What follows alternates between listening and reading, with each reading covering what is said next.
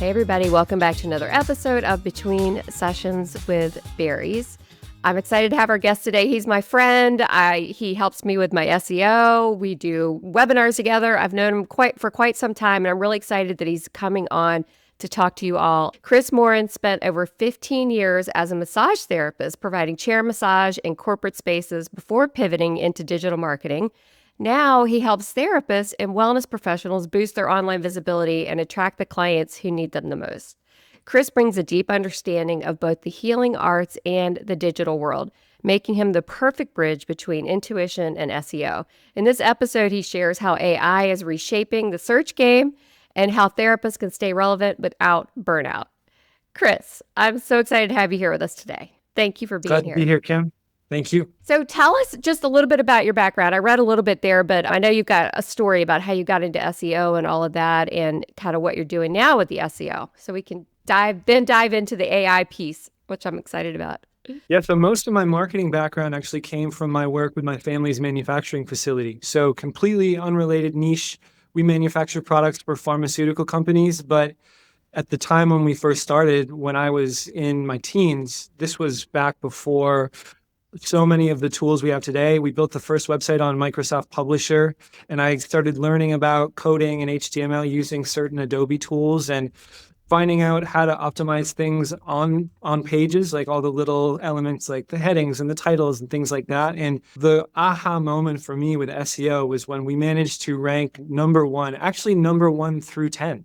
We were the entire first page for, at the time, the term single-use technology was a big buzzword in the industry. And on the top of page 2 was a multi-billion-dollar competitor. And I was just blown away. It just felt awesome to show up like that. And so I was hooked. And even after all this time, helping someone to show up and develop their visibility so real people can find them, it just feels a little bit like magic. So I love it. And this is the intersection of what I love and care about: healing arts, therapy, getting through trauma, healing, etc., and helping people to boost their visibility, because I love working with therapists and wellness providers because they're so passionate about what they do. And I met so many amazing massage therapists who loved what they did so much, but they didn't have a clue how to show up online. And they just thought, well, I'll just put out the right intentions and then people will come. And that's partly true, but also there's really should be a digital strategy behind it. So I'm one of those weirdos that kind of bridges the gap between the two, where I love this work, but this is also what I'm good at. I know you're really good at what you do. So we could just dive in and talk about like SEO, right? But I feel like that's been done. Everybody who, is even trying to have a website probably knows the general things, right? Like keywords and headers and all of that stuff, and, how to optimize for that. What I want to talk about today is how the landscape is completely changing now that AI is in the picture. ChatGPT. I mean, I can't even remember the statistic. I think you and I talked about it recently, like how many people go to ChatGPT to search now versus using Google or that sort of thing. So I'd love to just talk about how's the landscape changing, and then dive into how can we show up as therapists on ChatGPT or, all these other chat bots that everybody's using out here, these LLM models. And I want to qualify what I'll say by stating that Google is still the king. There's still over 1 billion searches on Google per day, but these other platforms are coming on really strong, especially ChatGPT. But this discussion encompasses other ones as well, like Grok and Google's Gemini and Perplexity and Claude, and there's so many. ChatGPT is definitely the most popular one, but even Google search results, it's almost like they're learning from ChatGPT and realizing that people don't want 10,000 answers. They just want one really good comprehensive answer. And so now Google search results are starting to incorporate AI summaries, and every different platform is changing. There's even AI mode in Google now where you can make it essentially emulate ChatGPT when you're searching. So they're just about fully integrated into that. And I want to also mention that the basic foundation of SEO and how we show up on AI platforms has not changed. It's not like abandon everything you're doing and here's a whole new set of rules, but there's a shift in the importance of different factors. Can we talk about that? Can we kind of do a deep dive into that and what the difference is? Traditional SEO is all about content creation, backlinks, making sure that you have an active blog where you're posting at least once a week. comprehensive content that basically explains to Google that you have experience in providing these services, you have a certain level of expertise, that you're an authority in this space, and that you're also trustworthy. And so all of these other platforms are in some way modeling their results based on those four major pillars. There's not a lot more that you need to know about a provider to determine if they're worth reaching out to. But the weight of different components is changing. So for example, one thing that is making a really huge difference is directory listings. So these are like the Yelps and TripAdvisors of the world. And there's probably 50 to 100 that are most influential. Now, your Google listing, they call it the Google Business Profile. That's your Maps listing. That's probably the most important directory site that most practices will be on. But there's so many others too, like Apple Maps and Bing Maps and so we want to be able to show up on those as well. And in the past, even if we had this conversation like a year ago, I would tell you that this is more about demonstrating legitimacy to Google because you have consistent information all over the place. But what we're finding is that AI platforms use them as a really powerful source to cite when people are using, say, ChatGPT to determine which providers are in their local area. The amount of different places, especially influential places where your brand is mentioned and that core information like name, address, phone number, etc., that's becoming a really important thing. And even better if those other listings are going to incorporate additional details about your practice. And one of the most important, in my opinion, when it comes to ChatGPT is Bing.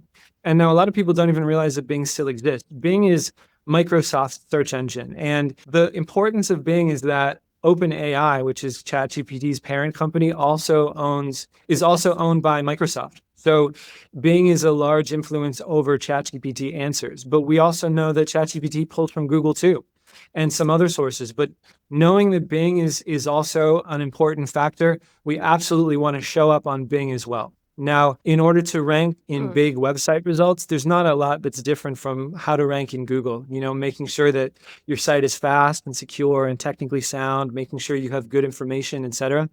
But when it comes to showing up for local searches, we really want to have a Bing listing. And there's another whole local ecosystem that Bing has called Bing Places. It's almost like Google 5 years ago. Like you can start a Bing Places listing and they're going to mail you an envelope that has a 6-digit code. And it's a lot easier to get that listing than it is now with Google's video verification. So especially if you're an online only practice and you're trying to jump through hoops and play this game with Google, you can probably get a Bing listing much easier. There's other ones that are also important like Apple Maps, but you cannot be on Apple Maps without a physical address that's visible. So some people might not be able to use that. But in a general sense, this is the whole category of directory listing sites that are going to share all that information. And the thing about AI, and I'll touch on this as I explain some other details as well, AI is looking for little modular chunks of information. It wants to see like a small paragraph. And so a listing is perfect for that because it's just a small summary of your business. It has all the information laid out in an intuitive way, and it's a really great source that AI can cite. Now, this is another trend that we're seeing in all forms of content. So when we write blogs, one of the advantages, if you want to show up on ChatGPT, for example, is using AI writing tools to help you write your blogs, because in an intuitive sense, it kind of makes sense where an AI platform wants to consume content that is written by AI because it writes it in the same way that it wants to consume it. And it's the same thing. It's written in modular chunks. So you could read one paragraph from an AI-generated article, and that would give you a really good, well-rounded concept in of itself. You don't need to read the entire thing. It's not an essay that you have to go through all of it to get the point. So using AI tools with human oversight is a really powerful way to also show up on different AI platforms because it's writing in the exact way that those platforms want to consume information. So now we have directory sites, we have using AI tools to support our ability to write content. And another thing that we're seeing shift is that if we think about Google's main algorithm, expertise, experience, authority, and trust, these are the 4 pillars that everything is kind of based off of. When everybody has the ability to write really good content because of these powerful tools, that isn't such a differentiator anymore, because maybe 5 years ago, most people weren't blogging because they didn't want to, they didn't know how, they didn't know it was important. And now it's kind of a benchmark. Like, of course, you have to blog, but Google expects that a lot of that content is going to be pretty good, because these modern tools, these AI tools, are really good at generating content, especially when we adjust how we use them. And so it's pushing the bias of how important different pillars are to other ones that are harder to fake, so to speak. So authority and trust, for example, it's really hard to fake a backlink, for example. And backlinks are one of the most important sources of authority. And for anybody that's unaware of backlinks, it's a link from another website that's pointing to yours. And it's, like I said, it's tough to generate good quality backlinks from other websites that also have good authority and good traffic. So when Google sees that just about everybody is able to write really good content, but only certain practices are also getting well connected through other websites via backlinks, that's going to be the new differentiator. So backlinks are emerging as one of the most important topics. Just a quick note about how we pursue backlinks. Most therapists are using the route where I consider these like expert summary posts, where there's sites like Featured or Quoted or Haro, Help a Reporter Out, and they will submit different requests from quote unquote reporters that come from much larger sites like Yahoo Health and Wellness, Forbes, etc. And they will put out a request to the community. Hey, we need an article about anxiety therapy for high achieving women. And then everybody that has signed up for updates will see that email, and then they will all rush to create basically a guest post, which is the blog post that lives on that other website, and say, here's what we wrote, here's my headshot, here's my bio. I'd love it if you would consider this for placement. And about 1 or 2% of the time, maybe more, if you're quick about it, you can earn a backlink, which is basically going to be featured somewhere in that guest post on that other website. But when it comes to our services, this is the one piece that therapists, they just despise this the most, because it's time consuming. You probably end up doing a lot more writing than you will ever actually achieve links for. So you're just putting out article after article, hoping that it gets picked up. And so the ROI is pretty poor. And generally, we're doing like 50 to 60 submissions per month on behalf of each client to get a single backlink. So it's an important tactic, but it's time consuming, and a lot of people don't enjoy doing it. But it's still one of the most important things, especially now that everybody can write good content with these tools. So if you are pursuing backlinks, keep on it. It's important. If you're not doing it, it's something that you should consider. I would never recommend that you ever buy backlinks from a cold email, because you'll probably see them in your inbox like, buy 150 backlinks for $12. It's not going to work. It won't do anything.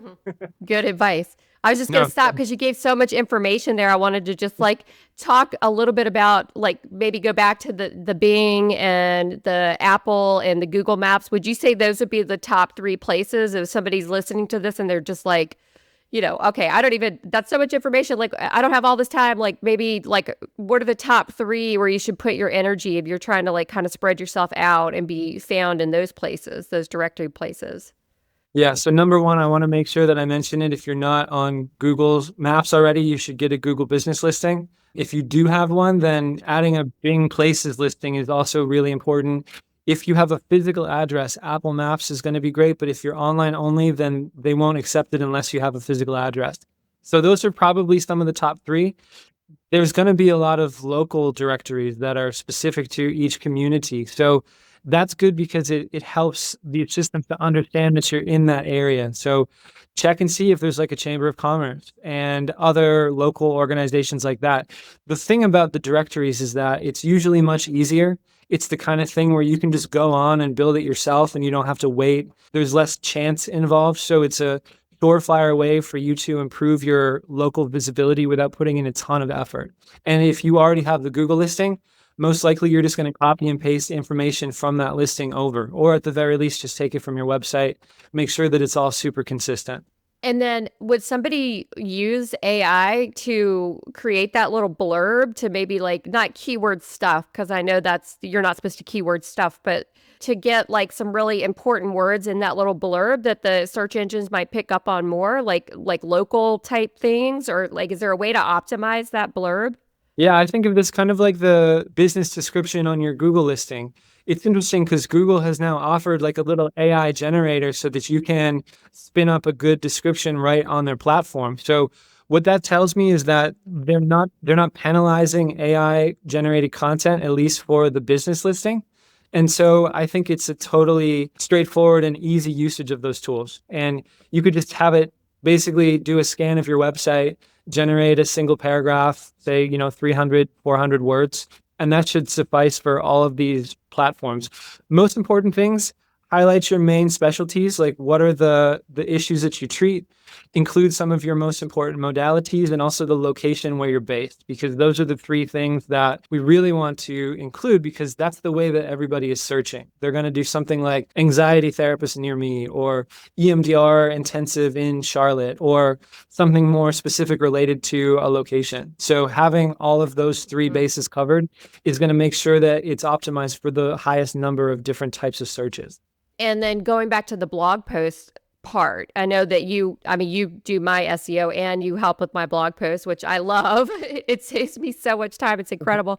But if somebody's just listening, they're like, crap, I really should probably be blogging. Like, do you have like a really cool AI prompt that could help somebody with a good blog post? Or do you have like a recommended, like try to get at least 5 on there every month if you can do it, kind of like tip or help around that for somebody that's like still DIYing it? Yeah, absolutely. I actually have a slide deck that we can share. Hopefully we can include this in the show notes. It Yeah. explains all of the details that we've been talking about how to properly use AI to generate content. And there's also some prompts in there that you can use. And they're platform agnostic. You can use it on ChatGPT or Claude or anything. And the first one is all about coming up with a content creation strategy. So basically coming up with 3 months of content ideas. And that's the kind of thing where you would paste that into a Google Doc and keep it for later. Uh-oh. And then the second prompt is about basically training the AI, getting it ready to generate the content that we're looking for by researching the other kind of content that is already out there. And then the third prompt is the one where we're adjusting the content that is put out to include all sorts of specific details about your practice. Because what we're trying to avoid is just regurgitating the same information that has been done 10,000 times. And the way that we can make a blog post that really is unique is by incorporating a lot of other details, like what differentiates your practice? What's the onboarding process like for your clients? What's it like once care has been established? How do you use these specific modalities for these specific issues? So when you adjust it like that, that's the sweet spot where we can balance out the three priorities which we have, which is create content that's guaranteed to rank, make sure that it's emotionally compelling for the people that read it, and also make sure that it only includes details about your unique practice. So this prompt is the kind of thing where if you're on ChatGPT, you can make a custom GPT and just store all that information about your practice for later. If you're in Claude, you can make a project. Every different system has a little, like a variation of their name for how they allow you to store information for later. But this is the kind of thing where you should really build yourself a custom tool like that on your AI platform of choice. So regardless of which blog topic you're writing about, it'll still pull all that same information about your practice. Mm-hmm. I love that. That's really good tips. And with backlinks, talking about backlinks are so important. You know, I've done the Hero, the helper reporter out where you like pitch, and you hope they pick it up. And sometimes they'll pick it up, which is so exciting when they do, like Forbes or whatever. Are there other hacks? Like, could you like you and your friend do like blog post exchanges or something like that to try to start getting backlinks out there if you're just starting out with this? Do you have any like strategies like that to help somebody?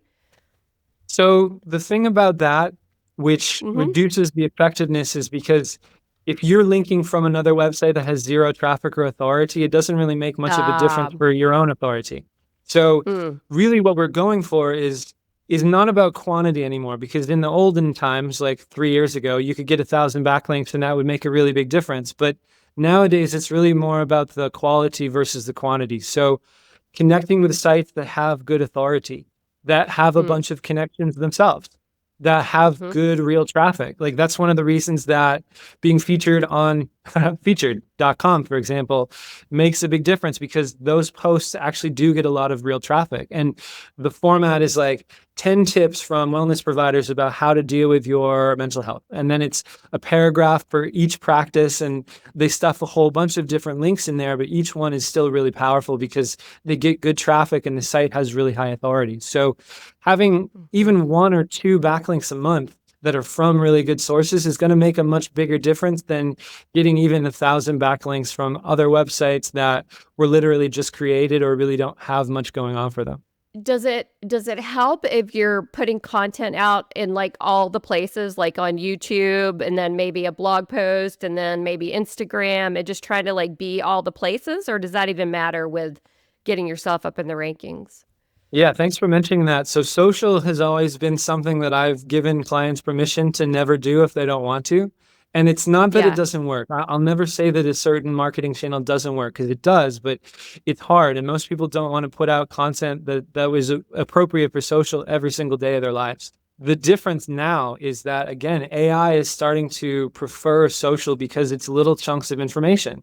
And Instagram is now indexed on Google. So that's a big thing. Like Instagram might actually have SEO benefits now because of the fact that it's showing up in search results. So how do we do it in a way that is streamlined?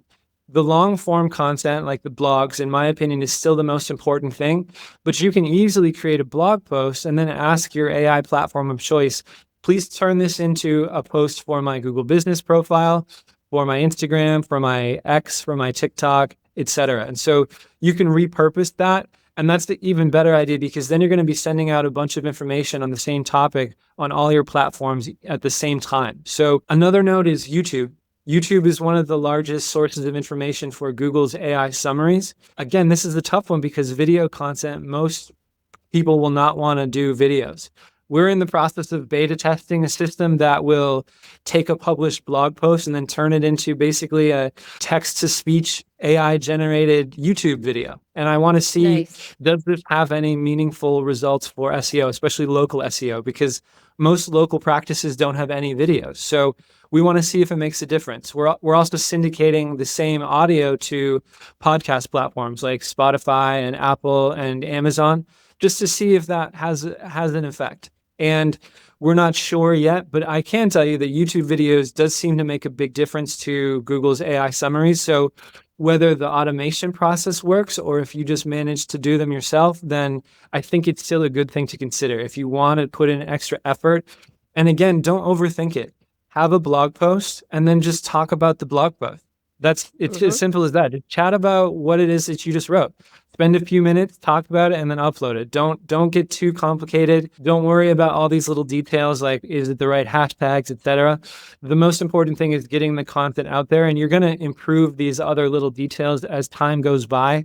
But I would just encourage anybody, especially with social, because it seems to be the most emotionally charged marketing channel. Don't let perfection be the enemy of progress. Just get something out there and then just like improve your techniques as you go.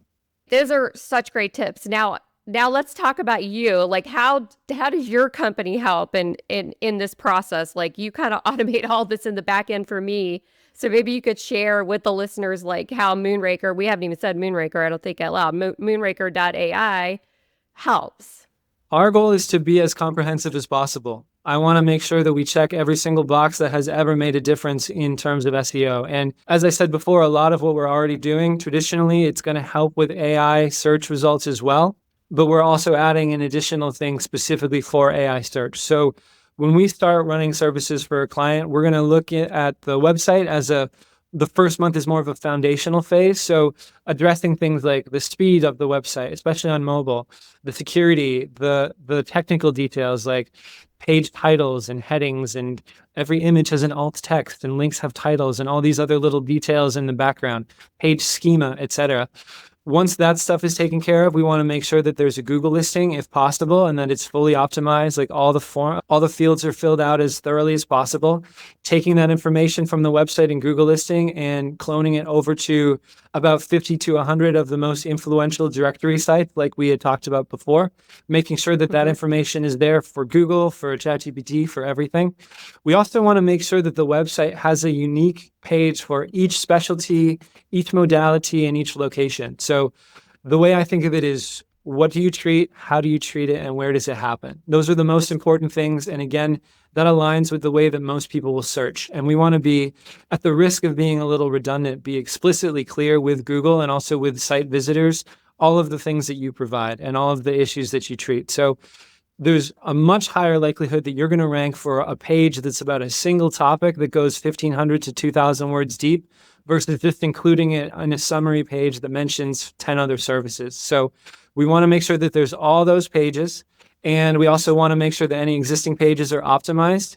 We want to make sure that as we get through month one, that we're also looking at the ongoing content creation strategy. So that's monthly blogs, monthly backlinks, monthly posts and media on the Google listing. A quick note, the questions and answers feature, it looks like it's about to be eliminated in about a month. So if anybody's been doing that, we won't need to do that soon.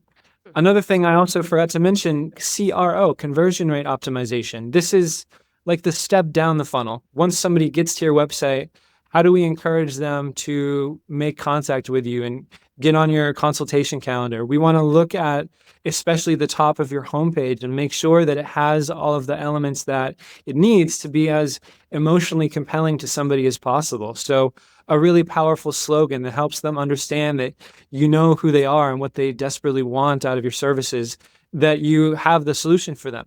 A clear explanation of what it is that you do, a clear call to action, like book a free 20-minute consultation call, and then other trust building elements like logos or affiliations or testimonials and things like that. So that alone is probably the biggest bang for your buck, because if you're already generating traffic, if you can get just a few more people per month to actually make contact with you, that's like getting a whole ton more visitors to the site with the way that it is now. So we want to look at that too. So again, as comprehensive as possible. We have some other interesting things that we're in the process of testing right now, especially for Google Maps. I don't want to get into too many details, but it uses some really cool proprietary AI tech to basically train Google and other systems to believe that your listing is the most important one in your whole community. And we're seeing results very, very quickly. So I'm really excited to roll that out in the next few months. Yeah, our goal is to manage every single thing about this. The only thing that our clients need to do is review and improve content that we generate for them so that they can stay focused on working with their clients. We stay focused on generating more of them for them. Amazing. I love it. So if they want to find you, go to moonraker.ai. That's the best place to find you, right? Yeah, absolutely. There's a button right at the top so you can hop on my calendar. I'd love to have a chat. Thank you so much for taking the time today, Chris. This was so helpful.